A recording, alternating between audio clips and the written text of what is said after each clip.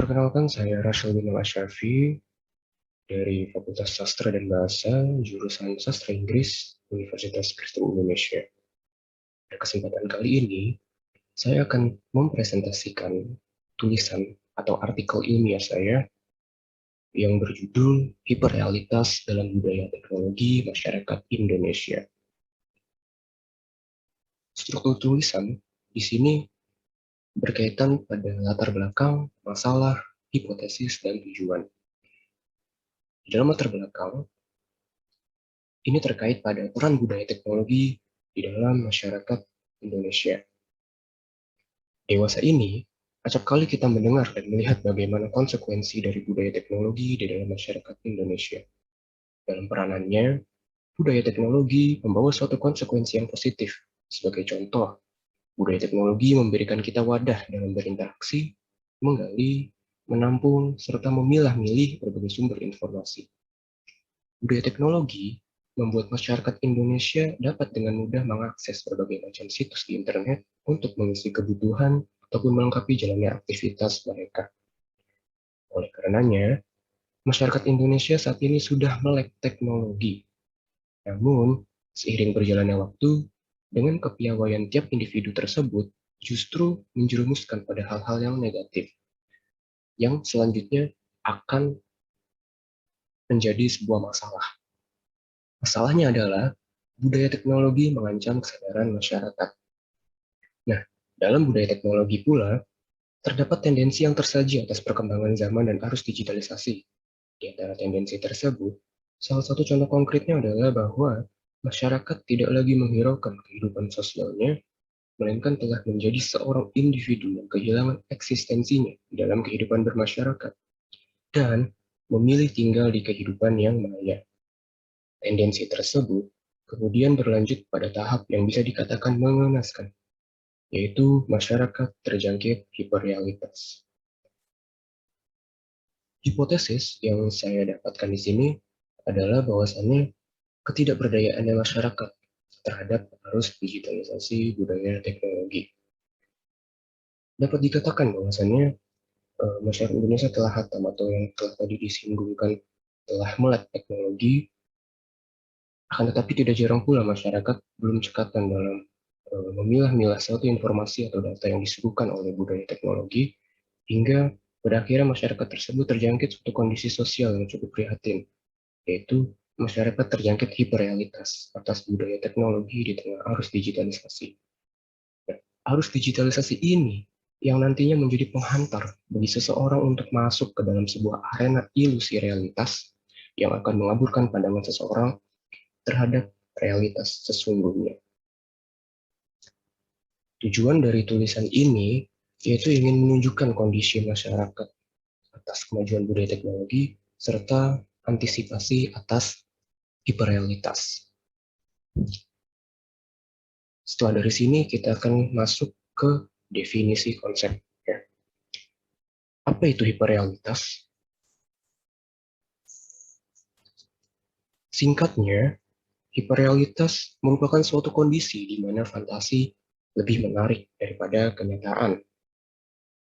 Nah, hiperrealitas seperti apa yang didefinisikan oleh Jean Baudrillard, seorang filsuf kosmo asal Perancis. Beliau mendefinisikan hiperrealitas sebagai generasi dengan model yang nyata tanpa asal atau realitas. Nah, Baudrillard menggunakan Disneyland sebagai contoh dari hiperrealitas. Karena baginya, Disneyland adalah model sempurna dari semua tatanan hiperrealitas. Sebab itu semua adalah permainan ilusi dan fantasi. Disneyland disajikan sebagai hayalan untuk membuat kita percaya bahwa sisanya adalah nyata. Sedangkan semua Los Angeles dan Amerika yang mengelilinginya tidak lagi nyata, tapi termasuk dalam tatanan hiperrealitas dan urutan simulasi. Dengan kata lain, tidak ada ketersediaan ruang bagi realitas. Disneyland ialah Amerika, dan Amerika ialah Disneyland. Namun, Baudrillard sendiri tidak secara definitif menjelaskan hiperrealitas di sepanjang eksistensinya di ranah sosiologi maupun filsafat. Karena tidak ada teks tunggal yang benar-benar menjelaskan gagasan hiperrealitasnya. Hal tersebut yang kemudian menjadi kontroversi Baudrillard. Banyak penyangkalan yang ditujukan kepada Baudrillard, terutama karena dia tidak mampu memberikan contoh yang cukup konkret untuk mendukung pemikiran globalnya.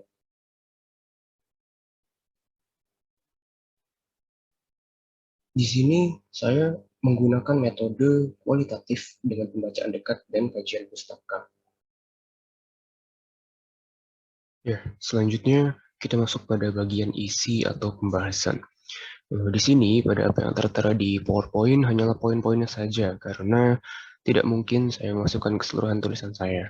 Terlebih juga karena waktu presentasi yang dibatasi. Jadi di sini ada 7 poin yang saya tulis di PowerPoint. Pertama ada hiperrealitas menyingkirkan realitas, impian para masyarakat konsumer, budaya teknologi mengancam otentisitas manusia, masyarakat terjerat di ruang hiperrealitas, sifat asal di manusia yang selalu ingin tahu atau penasaran, selalu kekurangan dan tidak pernah puas, selebgram sebagai salah satu contoh dari hiperrealitas dan ketakberdayaan masyarakat terhadap pesatnya perkembangan budaya teknologi.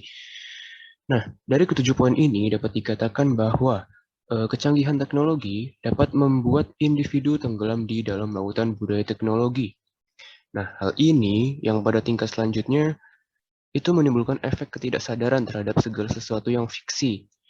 Dunia hiperrealitas itu adalah dunia impiannya masyarakat konsumer. Di sini terutama masyarakat Indonesia ya, yang pada perkembangannya sudah tidak lagi membutuhkan representasi makna dari apa yang dikonsumsinya, melainkan diferensi yang dibutuhkannya. Diferensi itu sebuah proses pembedaan pada masing-masing individu yang hanya dapat diproduksi melalui penolakan terhadap dunia realitas.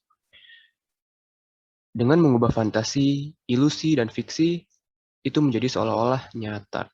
Nah, ini dikarenakan bahwa teknologi hanyalah bentuk alat memanipulasi dunia dengan tujuan memenuhi kebutuhan dan melampaui keterbatasan sebagai prinsip efektivitas, yang akhirnya masyarakat terjerat di ruang hiperrealitas. Itu semua dikarenakan sifat asali manusia yang selalu ingin tahu atau penasaran, selalu kekurangan dan tidak pernah puas. Salah satu contohnya adalah selebgram. Para selebgram itu biasanya cenderung narsistik, tergila-gila pada popularitas, menghamba pada viralitas, hidup di bawah naungan followers, dan haus akan pengakuan publik.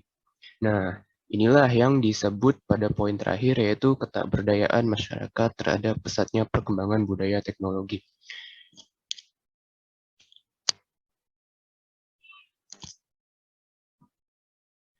Oke, masuk pada tantangan dan antisipasi atas hiperrealitas.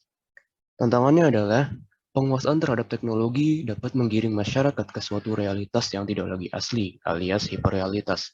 Dengan kata lain, masyarakat Indonesia menjadi individu yang ketergantungan. Jadi, sampai sini saya harap cukup terbayang ya, bahwasannya apa yang kita anggap sebagai suatu pemahaman akan teknologi ya atau budaya teknologi justru merupakan suatu ancaman bahwa penguasaan terhadap teknologi dapat menggiring masyarakat ke ruang hiperrealitas ini, gitu. Nah, untuk mengantisipasi hal itu, saya juga sudah merangkumnya bahwa pertama, ada melatih kekritisan dalam berpikir, penyaringan informasi yang simpang siur atau selektif gitu. Lalu ada pendalaman literasi digital dan refleksi diri serta melatih kedalaman spiritual.